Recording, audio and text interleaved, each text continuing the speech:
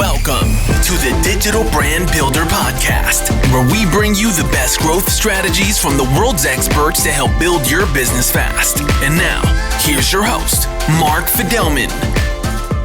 Hello, everyone. Welcome to the Digital Brand Builder Podcast.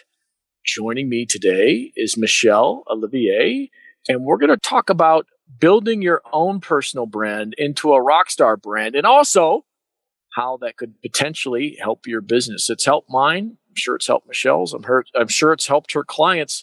But the key is, how do you do it?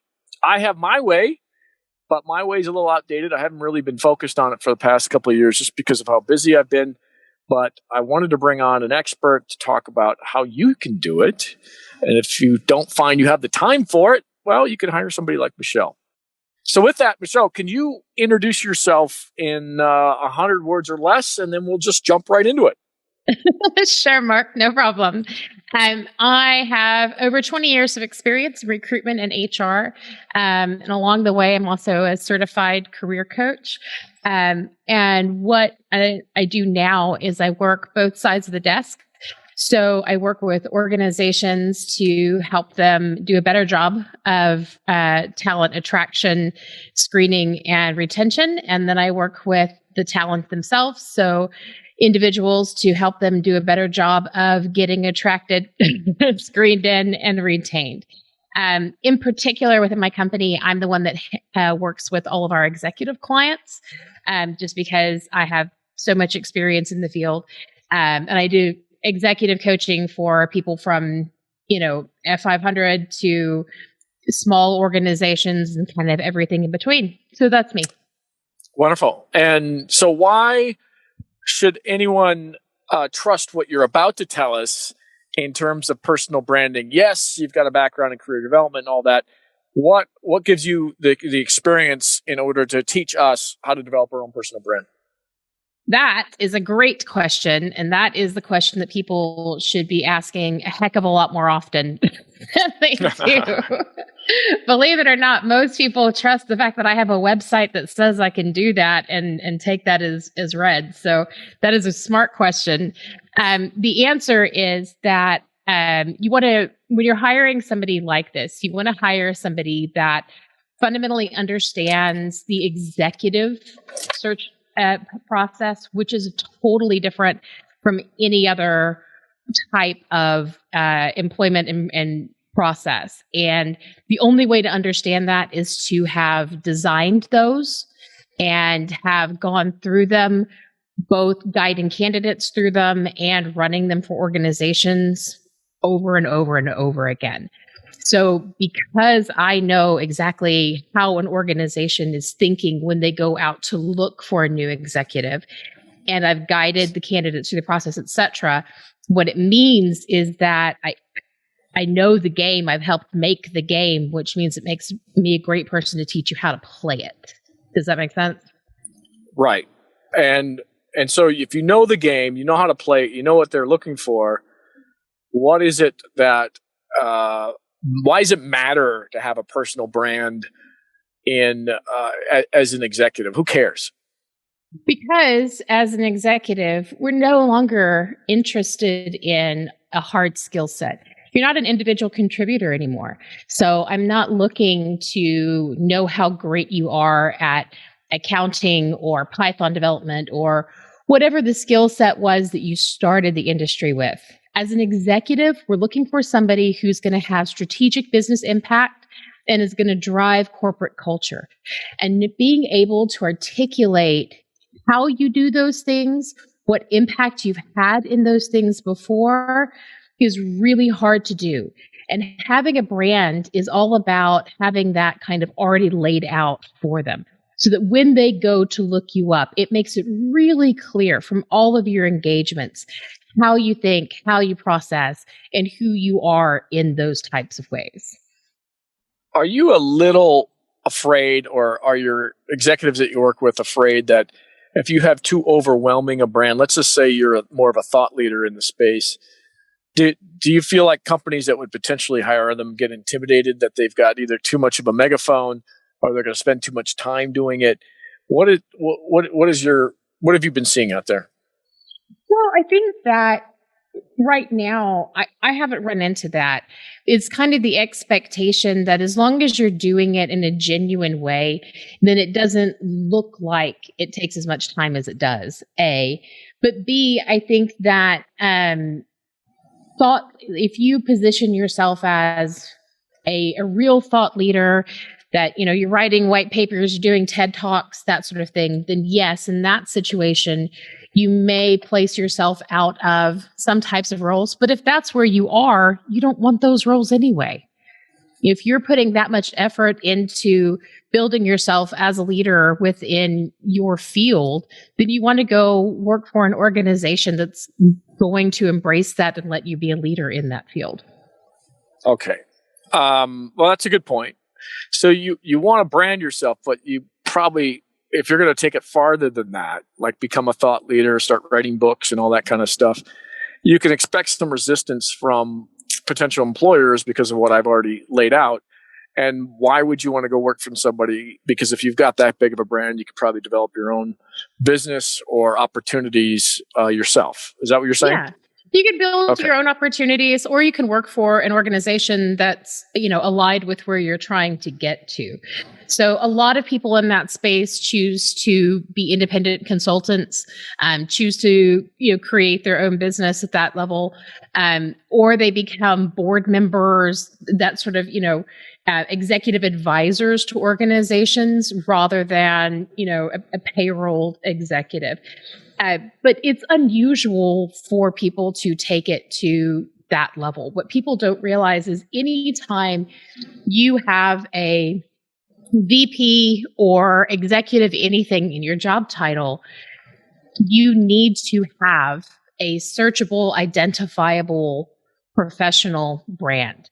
The first thing anybody is going to be doing is looking at your LinkedIn presence, is going to be Googling you to find out what else you've done in the greater universe. So like it or lump it, you have a brand. It's just whether or not you are in control of what that message that brand is sending, and whether or not you're actually writing the narrative yourself or letting it be written by your inactivity. All right. So now that we've got kind of a foundation laid, let's move more towards how you do it. And I like illustrations. So let's say I am a junior marketing executive and I'm looking for work and I don't have anything. You do a Google search on me and there's like 3 results. So we're starting from ground zero. What do you recommend that individual do? Sure. So you start with the low-hanging fruit first, right? So the easiest thing to do and the easiest place to start to build a presence is always LinkedIn. People give a lot of advice about LinkedIn, and they talk about, with the 5 and 5 rule about you need to have 5 pieces of activity across 5 days. And that's a good start. But for this kind of branding, it's not good enough to, post some inspirational meme or a hey, let's connect or something. It needs to actually be a substantive post that you have authored. At the same time, LinkedIn gives you the opportunity to publish articles on there and to host sessions. You want to get involved with groups, get your name in the professional community that way. On top of that, whatever other things you're already interacting with have, again, low-hanging fruit in them. So there's Slack groups, if that's what your organization uses, or there's professional groups, even during COVID, that you can join to start to get your name out there. You want to find yourself being a guest blog on any number of professional websites. You want to find yourself being invited to speak. All of those types of things where you're having the opportunity to share vision, share strategy, and share direction. That's what you want to do. And you want to do it in a public space as much as possible. You also have to drive all the rest of your social media. So you need to have a Twitter account where you're making insightful comments. It's not enough to just be present. You can't just post pictures of your cute dog or kid. You actually have to have things that are substantive and relevant to your industry. All right. So let's just say that's step 1. What's step 2? So after that, then you begin to leverage that. So once you've started to build that sort of a baseline, now you're going to look for next steps. And next steps are things like, hey, I have 15,000 Twitter followers, I'm going to approach these 3 magazines and say, I'd be happy to write a guest article for you. And they bite your hand off and say, yes, please. You do the same thing. You sign up for all the different organizations that are looking for guest speakers or contributors to periodicals and articles and that sort of stuff. All of those places then gets your name out more and more. And as you're doing that, that positions you to have more of that thought leader influence. The other thing you do is you connect with other people at the position that you're looking to go for. So if you want to say, hey, I am, if you want everybody to look at you and say, I'm a marketing executive who really knows the SEO industry, my expectation as a recruiter is that when I go to your LinkedIn, that you have a ton of other marketing executives, and that when I look at your activity, that you're commenting actively on their posts with smart and insightful comments and vice versa. And that extends beyond LinkedIn. When I Google you to go to your blog page, that again, you've got people making smart and insightful comments. You've got guest blogs from other people who are at a similar level of position with the industry. So you're going to build networks within that and then take those to that next level where you're kind of cross-promoting each other. Okay. So you're cross-promoting, you're building connections, you're responding to things, and you're creating original content is the big one. Okay. But how do you know what to create?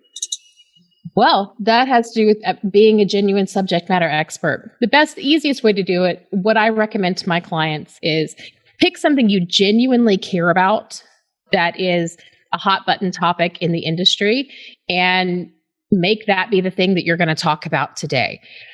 So if you are a white guy working in technology, right now, DEI is what everybody's talking about. So great. Do a white paper on what you as an executive white guy in technology is going to do to help the DEI situation within your organization and what other people should do as well. Those types of things. Find something that is of a genuine interest to you, that is a topical thing within your industry or the wider market, and then do a little bit of research, form an opinion, and write something. Okay. Got it. And do you have any advice for how do you get ideas around that? I mean, for me, it would be look at the pain points that your customers are having. Look at content. If you're more about connecting with other people, look at content that works for other people that is very connecting. Surface industry issues. That always seems to bring in a lot of opinions and a lot of people. But do it in a human and do it in a non-corporate speak type of way seems to be what I find to work. Any comments on that? I think all of that is pretty sound advice. I think the big thing right now that's tough for some of my clients is that we're seeing a migration away from the old perception of executive, of this, buttoned up suit, stiff upper lip kind of, really formal persona into organizations looking for executives that are approachable, that are human, and that come from a really authentic place. So all of a sudden, we're glorifying executives who are willing to admit failure and shortcomings, that are willing to have honest and real conversations about things like, burnout and mental health issues in the workplace, et cetera. And I think that ongoing trend and shift is, like I said, I think that's something that some of my clients struggle to engage with because it's pretty anathema to how they came up within the industry. In terms of finding something to get inspired about and excited about, I think that focusing on industry or client pain points, always a good starting point. If you've got something unique or insightful to say there, heck, go for it. But otherwise, you can just pick on things that are sort of in the public eye. You're not going to go far wrong with that. Right now, people are talking about the fact that, with all of the turmoil politically, whichever side of the fence you fall on, there's a lot of turmoil and uncertainty. There's divisiveness within the country. a huge part of what executives are expected to do is to impact the culture of the organization they work for. How the executives behave, think, and act drives the reality for all of the people that work underneath them. And so having focus in your branding about what that looks like from you and how you're going to drive that is super important. It's really important in your branding that you don't just focus on strictly, hey, here's the hottest marketing techniques going, but that you also talk about and acknowledge the impact you have on the people and culture of the organizations and where those things come from. Okay. Good. All right. So we're putting out content. We're starting to build a little bit of a name for ourselves. Do you look at this as employment insurance, or how are you motivating these people that you're working with to keep going? Because what if they're in a job, or they find a job, and let's start with that question. Well, I mean, I find that they're pretty self-motivated since most of the people that come to me are coming to me because they're looking for a job or because they're trying to make that bump into the executive suite. So like you said earlier, the problem with that is, and sorry to interrupt, is you can't wait. If you're listening to this, you shouldn't wait. I mean, especially now, because then it's going to take you 6 months to a year to build up that reputation unless you get lucky. Yep. But if you do it now while you're still at work, then that's your employment insurance, because the connections that come to me, are pretty wide and vast and important. So I wouldn't wait. I know they're coming to you after they're unemployed, but if you're listening to this, don't wait.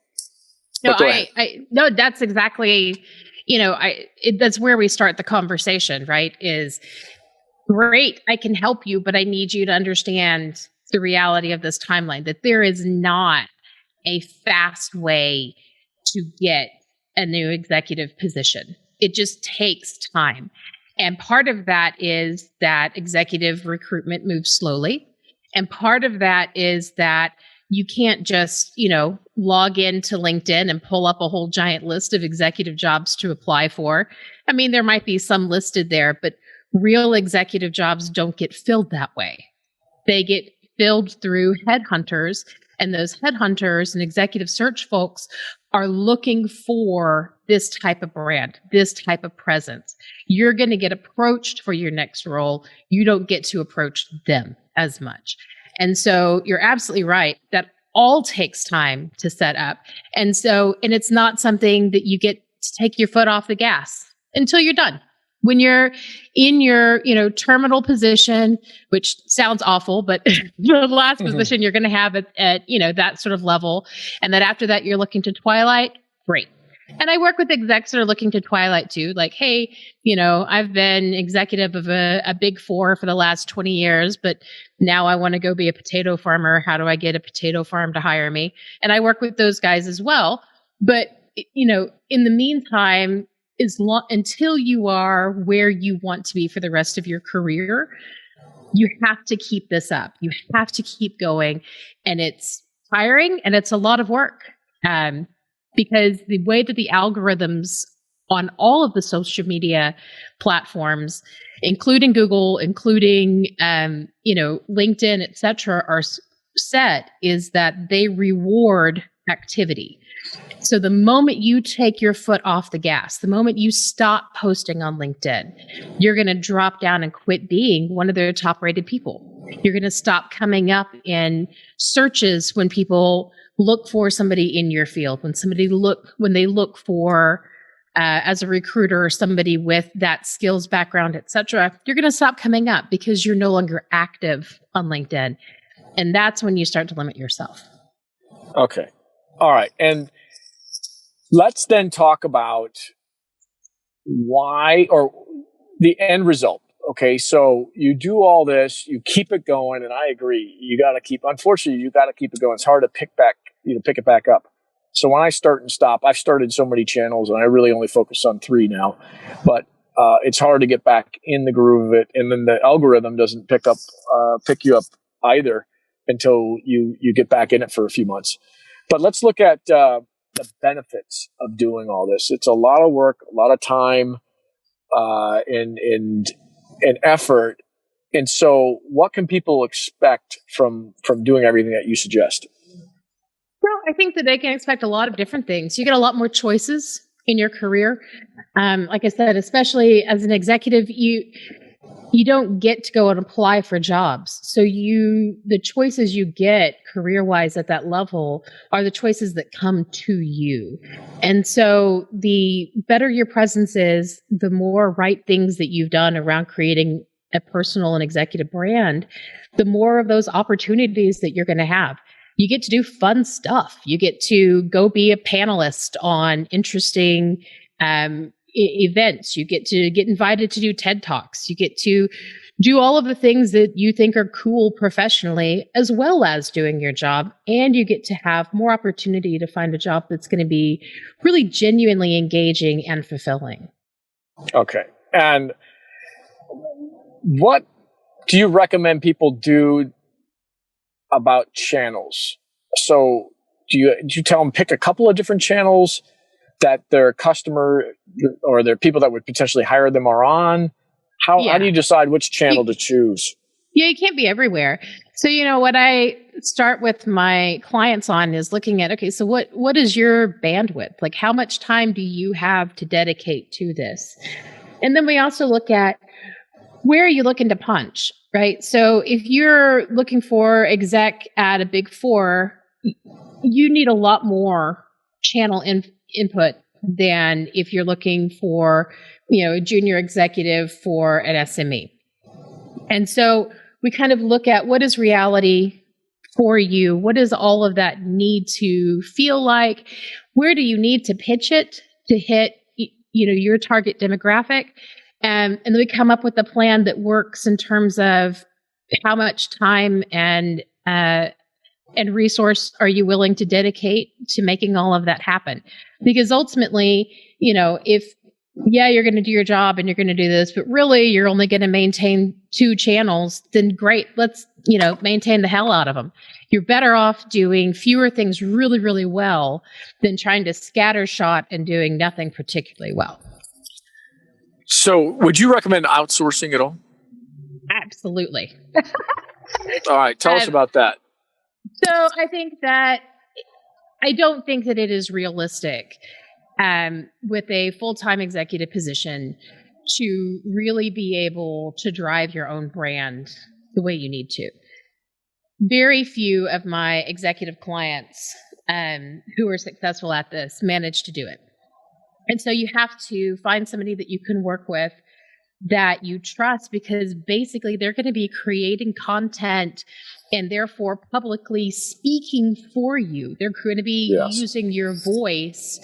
And you get final say on some of it, but you have to find somebody to work with that you trust to, not get you in trouble on Twitter, to make a LinkedIn post that you think is actually, that you think sounds smart and that you think sounds like you. Because if you hire the wrong brand person or somebody who doesn't get you, then when you get into those executive recruitment processes, they're going to look at you and look at your brand and be like, this is just not the same person that walked into the room.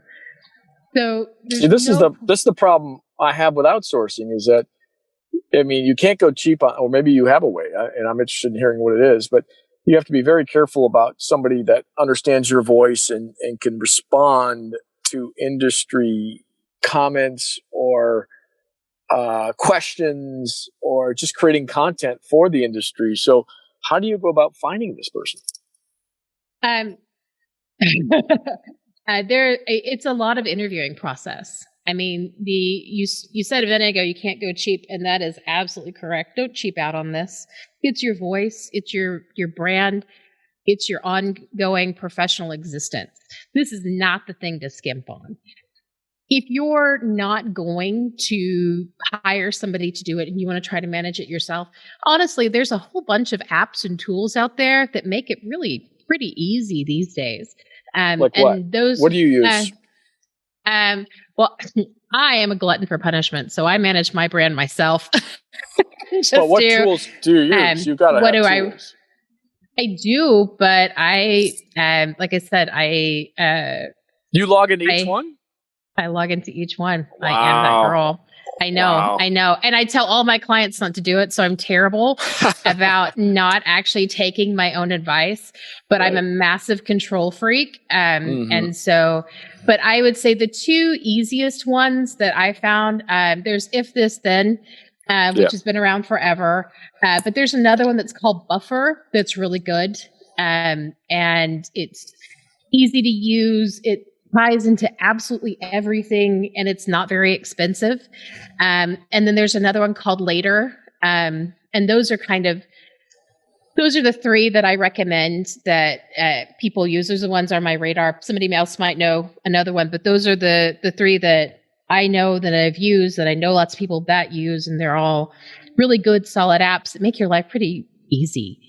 I say that, they don't work well with stuff like TikTok or Clubhouse, but I would say that if you, there's not a lot of executive branding on TikTok right now. And unless you're a very specific kind of exec, that's probably not where you want to start your life.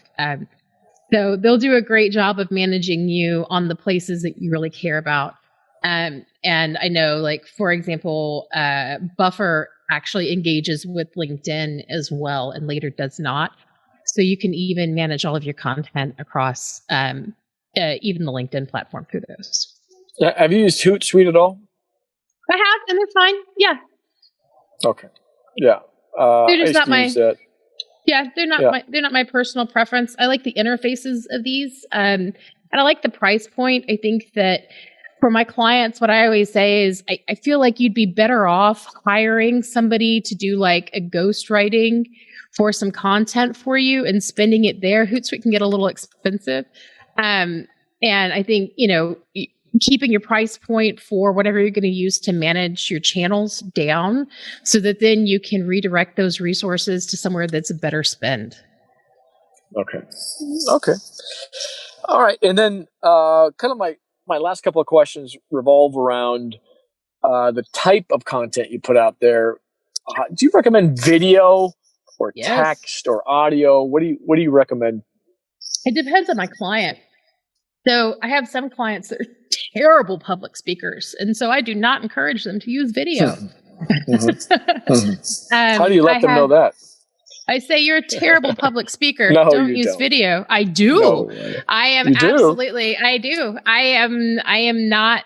I don't get paid to be their friend. I get paid to tell them the truth and help them fix their problem. Okay. So I don't think I can get away with that, though. You're sweeter than me, so I don't think I can.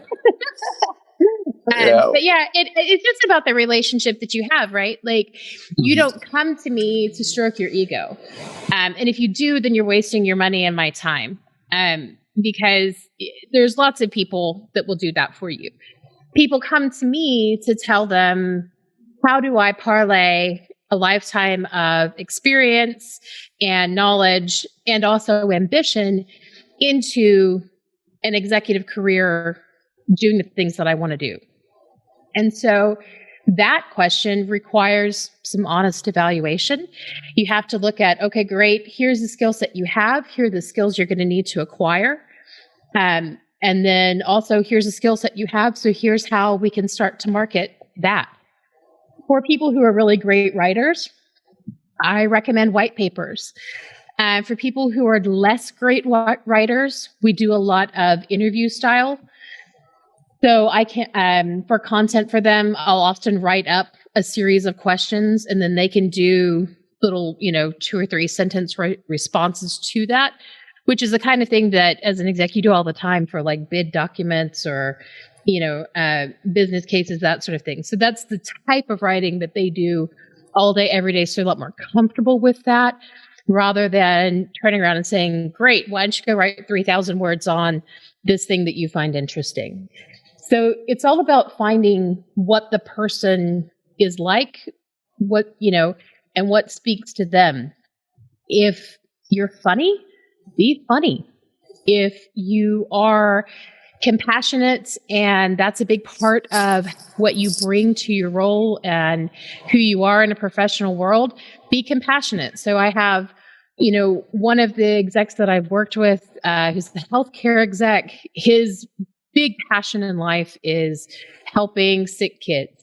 And so most of the stuff we did around his brand was looking at the little quiet things that he was already doing within his organizations, and then also him speaking up for other charitable organizations, blood drives, individual causes, etc. And that was something he found it really easy to get passionate about.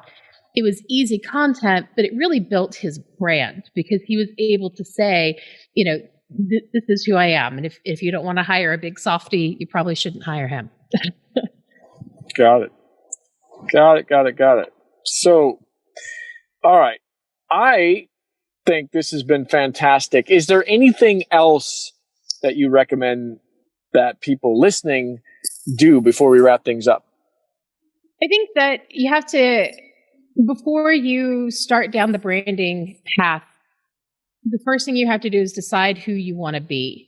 And what a lot of people do, what I see people doing wrong over and over and over again, is they copy what everyone else is doing. So, like I said, if I see one more, hey, let's all link in on LinkedIn thing, or, oh, here's another motivational post because 15 other people have done it, it just becomes white noise. It's not authentic, and it's not what people want to see. It doesn't speak to a recruiter. So decide who you want to be and then be that. Would be my number one piece of advice, I guess. Okay, wonderful. All right. And with that, how do people find you? If they want to look you up, they want to find you, they want to hire you, they want to complain about you and I, where do they find you? I'm always open to questions, comments, doubts, fears, and complaints. I am easily accessible on LinkedIn. My website is www.O&H Consulting.com. I'm sure you'll have it in show notes. Yep. And my email as well. Delighted to take communication in any of those forms. By all means, seek me out. If you think I'm wrong, I'd love to hear it. And if you think I'm right, I'd love to talk about that too. All right. Just don't send her a video if you're not a public speaker. If you're funny or it's a dog video, I'll take dog videos always. Fair enough. All right, Michelle, wonderful having you on the show, and have a great week. Thanks, Mark.